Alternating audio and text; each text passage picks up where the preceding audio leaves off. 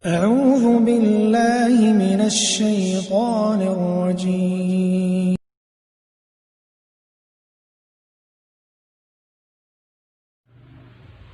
Bismillahirrahmanirrahim. Assalamualaikum warahmatullahi wabarakatuh. Alhamdulillah, wassalatu wassalamu ala asrafil anbiya'i wal mursalin wa ala alihi wa sahbihi ajma'in, amma ba'd. Kita kembali melanjutkan pelajaran kita, yaitu pada pelajaran yang ketiga, ad-darsus tsalits. Tapi sebelum kita lanjut, alangkah baiknya kita kembali memurojaah apa-apa saja yang telah kita dapatkan kemarin. Nah, yaitu isim apabila ditinjau dari segi bentuk, maka isim itu terbagi menjadi dua. Nah, isim apabila ditinjau dari segi bentuknya, maka isim itu ada dua. Nah, yang pertama adalah ismun nakir. Yang kedua adalah ismul ma'rifah. Nah, apa itu isim nakiro? Isim nakiro adalah isim yang tidak tertentu. Dalam artian dia belum jelas dan masih bersifat umum. Ciri-ciri isim nakiro yang telah kita sebutkan kemarin cuma satu, yaitu diakhiri dengan tanwin. Nah, jadi apabila kalian mendapati dalam suatu kata dia diakhiri dengan tanwin, maka dia adalah isim nakirah. Yang kedua, ciri-ciri isim ma'rifah. Apa itu isim ma'rifah? Isim ma'rifah adalah isim yang sudah tertentu. Dalam artian dia sudah jelas dan sudah bersifat khusus. Ciri-ciri isim ma'rifah ada beberapa. Yang pertama adalah diawali dengan al atau alif wal lam. Nah, seperti contoh al-baitu. Apa artinya al-baitu? Rumah itu. Nah, itu sudah diterjemahkan sebagai rumah itu. Kenapa? Karena diawali dengan alif wal lam, dan alif wal lam adalah isim ma'rifah. Yang kedua, isim alam. Apa itu isim alam? Isim yang menunjukkan nama. 1. Nama orang. 2. Nama kota atau nama pulau. 3. Nama benua. Dan seterusnya. Itulah yang disebut dengan isim alam. Yang ketiga, isim domir. Apa itu isim domir? Adalah kata ganti. Nah, dan yang keempat adalah adanya al-idhofah. Apa itu al-idhofah? Yaitu penyandaran antara satu kata dengan kata yang lain. Nah, bagaimana penjelasannya ini al-idhofah? Insyaallah akan datang penjelasannya pada pertemuan berikutnya. Paham ya?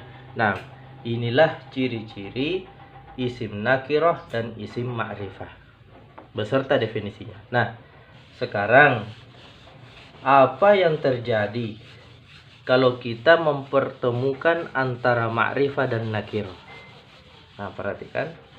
Disinilah kita sudah mulai masuk rumus kalimat. Nah, apabila isim ma'rifah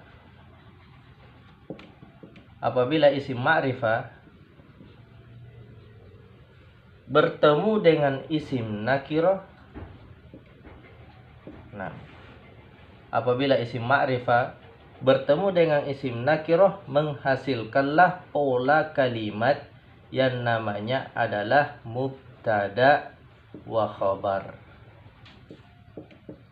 Nah,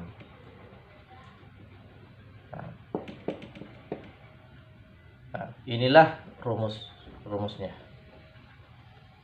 Ma'rifah tambah nakiroh, maka pola yang dihasilkan adalah pola mubtada dan khobar. Nah, jadi asal usul mubtada khobar adalah dari ini. Ma'rifah tambah nakiroh. Ini dasar. Nah, kalau kita sudah mengetahui pola mubtada dan khobar, nah sekarang kita yang harus tahu di sini adalah ketentuan-ketentuan mubtada dan khobar.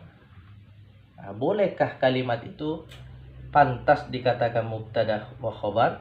Makanya di sini ada ketentuannya.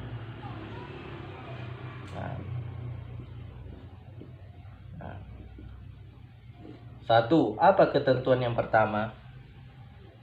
Mubtada senantiasa ma'rifah.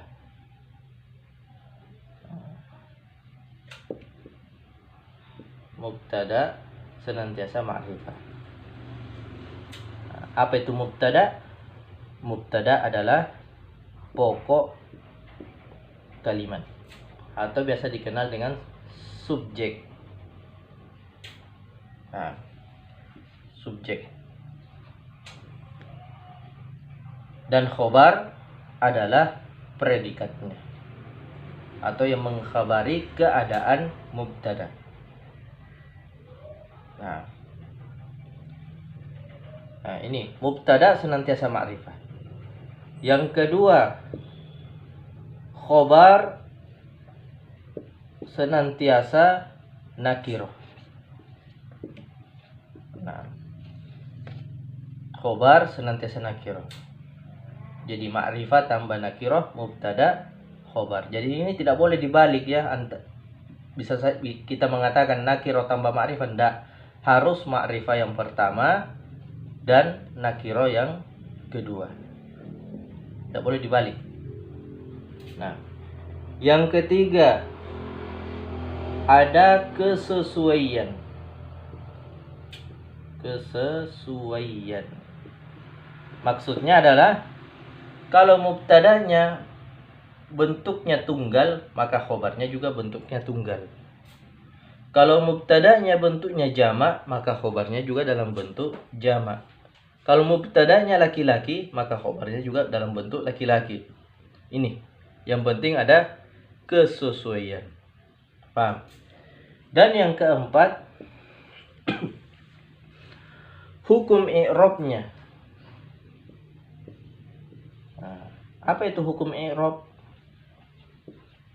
Hukum perubahan akhir, keadaan akhir suatu kata, artinya harokatnya.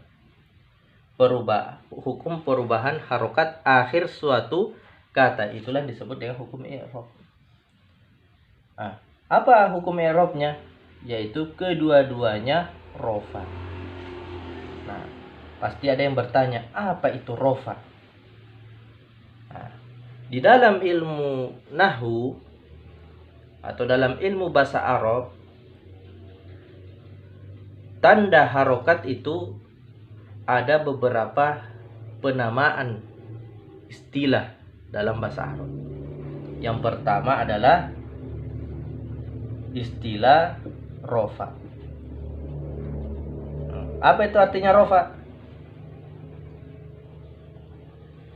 Perubahan bentuk harokat yang ditandai dengan tanda dhammah dan yang mewakilinya. Ada yang mewakili, insya Allah nanti penjelasannya ini akan datang. Gitu ya, paham ya? Bentuk harokat yang ditandai dengan tanda dhammah. Jadi inilah istilahnya rofa. Nah, yang kedua istilah nasab. Apa itu nasab? Bentuk harokat, perubahan bentuk harokat yang ditandai dengan tanda fathah dan yang mewakilinya. Yang ketiga, khafat adalah bentuk harokat yang ditandai dengan tanda kasroh dan yang mewakilinya. Dan yang keempat, jazm adalah bentuk harokat yang ditandai dengan tanda sukun dan yang mewakilinya. Inilah istilah penamaan harokat dalam ilmu bahasa Arab. Jadi tidak asing lagi bagi kita sekarang. Jadi kalau ditanya apa bentuk hukum i'rabnya, kalau dia dhamma katakanlah adalah rofa. Kalau dia nasab maka katakanlah nasab. Kalau dia khafat maka katakanlah khafat. Paham tum? Nah, insyaallah. Nah, sekarang kita pindah ke contoh. Perhatikan pada kitab kalian. Perhatikan pada kalimat al-qalamu maksurun. Nah, tentu ini bukan lagi kata, tapi ini sudah menjadi kalimat. Nah, yang jadi pertanyaan, ini pola kalimat apa? Jadi caranya adalah ini, perhatikan pada kata yang pertama. Pisahkan dulu. 1. Ini 2. Nah, ternyata pada kata yang pertama, al-qalamu. Al-qalamu ini ma'rifah atau nakirah? Perhatikan ciri-ciri ma'rifah dan ciri-ciri nakirah. Ada alif wal lam. Oh, berarti ciri-ciri ma'rifah yang pertama adalah dimasuki alif wal lam. Berarti al-qalamu adalah ma'rifah. Kita beri tanda dengan tanda mim, menandakan dia adalah ma'rifah. Sekarang maksurun, kata yang kedua. Ini ma'rifah atau nakirah? Lihat, ada tanwin di akhirnya. Oh, berarti dia adalah nakirah, karena ini merupakan ciri dari nakirah. Maka kita beri tanda dengan tanda nun di akhirnya, menandakan dia adalah nakirah. Nah, selesai itu barulah kita pertemukan ma'rifah tambah nakirah, berarti sudah masuk rumus. Ma'rifah tambah nakirah berarti mubtada khobar. Nah, sekarang kita ketahui ternyata pola ini adalah pola mubtada wa khobar. Fahimtum? Nah, ini mana mubtadanya? Mubtadanya adalah al-qalamu. Nah, dan khobarnya adalah maksurun. Nah, begini cara mengi'rab dasar. Beginilah cara mengi'rab dasar. Jadi kalau ditanya al-qalamu maksurun, ini pola kalimat apa? Mubtada wa khabar. Al-qalamu mubtada, maksurun khabar. Paham? Nah, sekarang kita lihat, apakah dia sudah pantas dikatakan mubtada khabar? Makanya kita kembali kepada ketentuan-ketentuan mubtada khobar. Kita lihat al-qalamu yang katanya tak dikatakan mubtada. Lihat yang pertama, mubtada senantiasa ma'rifah, betul tidak? Betul. Khobar senantiasa nakirah, betul tidak? Betul. Ada kesesuaian antara mubtada dan khobar. Bentuknya tunggal, ini juga tunggal. Ini bentuknya laki-laki, ini juga laki-laki. Berarti ada. Hukum i'rabnya adalah rofa yang ditandai dengan tanda dhamma. Lihat harokat akhirnya. Ini apa? Rofa. Ini apa? Rofa. Berarti dia pantas dikatakan mubtada khobar. Nah, fahimtum? Ayo. Jadi tinggal kalian ulang-ulangi. Jadi dari pertemuan ini kalian sudah bisa mengi'rab mubtada wa khobar. Nah, sekarang saya kasih lagi contoh.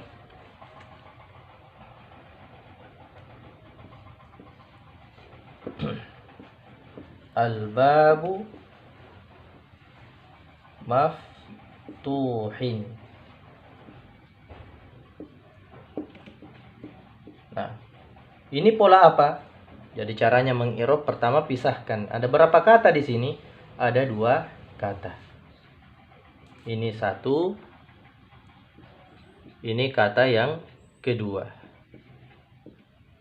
Al-babu. Ini nakiro atau ma'rifah? Berarti dia ma'rifah dengan dalil adanya alif wal lam. Maka kita beri tanda dengan tanda mim. Kemudian ini yang kedua, ini ma'rifah atau nakiro? Lihat, ada tanwin. Berarti dia nakiro. Maka berilah dia tanda dengan tanda nun. Ma'rifah tambah nakiro. Mubtada khobar. Jadi mana mubtadanya? Ini al-babu.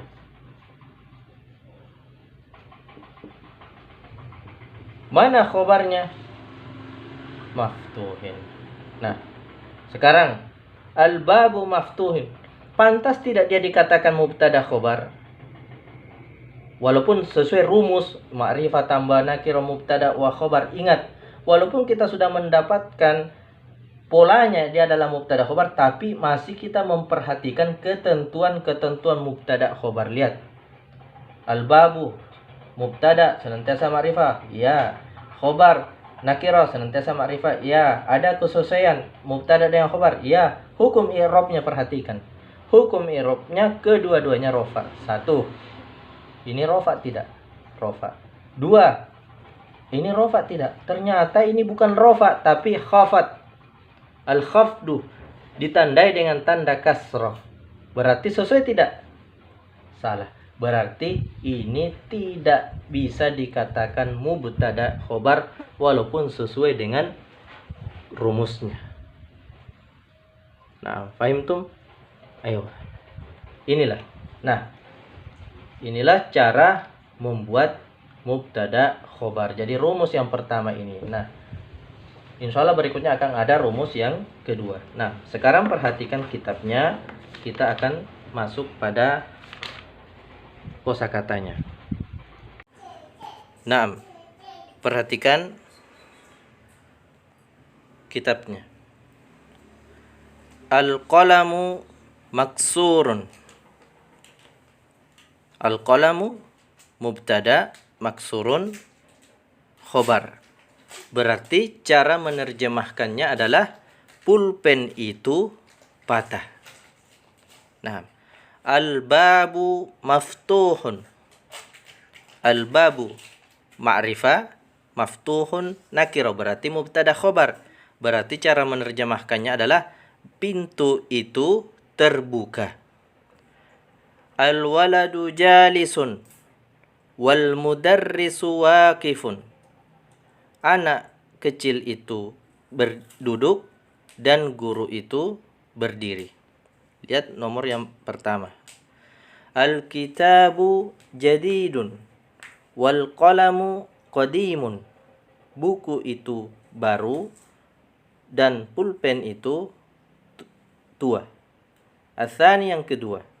Al-himaru saghirun wal hisanu kabirun. Keledai itu kecil dan kuda itu besar. Tsalits, al-kursiyu maksurun. Kursi itu rusak. Al-mindilu wasikhun. Sapu tangan itu kotor. Al-ma'u baridun. Air itu dingin. Al-qamaru jamilun. Bulan itu indah. Yang ketujuh, al-baitu qaribun wal masjidu ba'idun. Rumah itu dekat dan masjid itu jauh. Yang kedelapan, al-hajaru thaqilun wal waraku khafifun. Batu itu berat dan kertas itu ringan. Yang kesembilan, al-labanu harrun al-qamisu nadhifun. Al-labanu harrun artinya susu itu panas dan baju itu bersih. Nah, kita lanjutkan pada tamarin. Perhatikan. Iqra waktub ma'ad-dhabti awakhiril kalimat. Bacalah dan tulislah dengan menetapkan harokat di setiap akhir kata. Nah, ingat kalau kita ingin menentukan harokatnya, maka ingat prinsip dasar kata ya. Ingat prinsip dasar kata. apabila kata itu dimasuki alif wal lam, maka dia tidak boleh tanwin. Sedangkan apabila dia kosong dari alif wal lam, maka dia wajib tanwin. Jadi seperti ini keadaannya, maka kita cara membacanya adalah masjidun. Al-masjidu. Masjidun nakirah, al-masjidu ma'rifah. Al-ma'u ma'rifah. Artinya air itu. Ma'un sebuah air. Al-baitu rumah itu. Babun sebuah pintu. Qalamun sebuah pena. Al-qalamu pena itu. Al-kalbu anjing itu. Kalbun seekor anjing. Qamisun sebuah baju. Waladun seorang anak kecil. Al-hajaru batu itu. Al-waladu anak kecil itu. Himarun seekor keledai. Al-himaru keledai itu. Al-hisanu kuda itu. Hisanun seekor kuda. Nah, jadi begitulah fungsi dari isim nakirah dan ma'rifah. Nah, Atsani, tamrin yang kedua. Iqra waktub, bacalah dan tulislah. Di sini hendaknya kalian membaca sambil menulis. Di buku tulis kalian masing-masing. Nah, istami'u waraddidu, dengarkan dan ulangi sekalian. Al-maktabu maksurun, meja itu rusak. Al-mudarrisu jadidun, guru itu baru. Al-qamisu wasikhun, baju itu kotor. Al-labanu baridun, susu itu dingin. Al-qamisu al-masjidu maftuhun, masjid itu terbuka. Al-hajaru kabirun, batu itu besar. Al-labanu baridun, wal ma'u harrun, susu itu dingin dan air itu panas. Al-imamu jalisun wal mudarrisu wakifun, imam itu duduk dan guru itu berdiri. Al-qamaru ba'idun, bulan itu jauh. Al-mindilu nadhifun, sapu tangan itu bersih. Nah, sekarang tadrib yang ketiga. Imla'il faraq fima yali biwada'il kalimatil munasibah minal kalimatit taliyah. Isilah yang kosong, kita diperintahkan untuk mengisi yang kosong pada apa yang di bawah ini dengan meletakkan kata yang cocok. Kata yang cocok ini jamilun, wasikhun, maftuhun, harrun, thaqilun, khafifun. Nah, apa itu jamilun? Jamilun indah. Apa itu wasikhun? Wasikhun kotor. Maftuhun terbuka. Harrun panas. Thaqilun berat. Khafifun ringan. Nah, jadi tinggal kalian saja yang mengisi latihannya di rumah masing-masing. Nah, adapun yang tadrib yang keempat, nah ini juga kalian berusaha untuk mengisinya. Nah, menyelesaikan semua tugas yang ada di sini insyaallah. Adapun kosakatanya sudah kita sebutkan sebelum-sebelumnya. Nah, sekarang al-kalimatul jadidah, kosakata yang baru. Al-qamaru artinya bulan itu.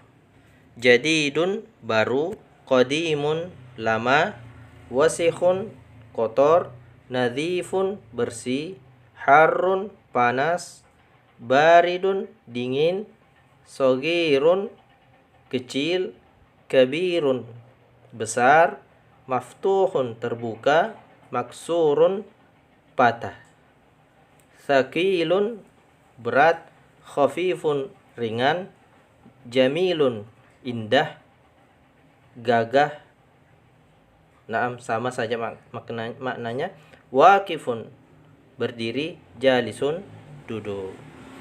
Nah, insyaallah kita cukupkan sampai di sini dulu pelajarannya. Nanti kita lanjut pada pertemuan yang berikutnya. Semoga bisa mendatangkan manfaat untuk antum semua dan bisa menambah wawasan kita terhadap ilmu bahasa Arab. Nah, akhirul kalam, subhanakallahumma wa bihamdik, asyhadu an la ilaha illa anta, astaghfiruka wa atubu ilaik. Assalamu alaikum warahmatullahi wabarakatuh.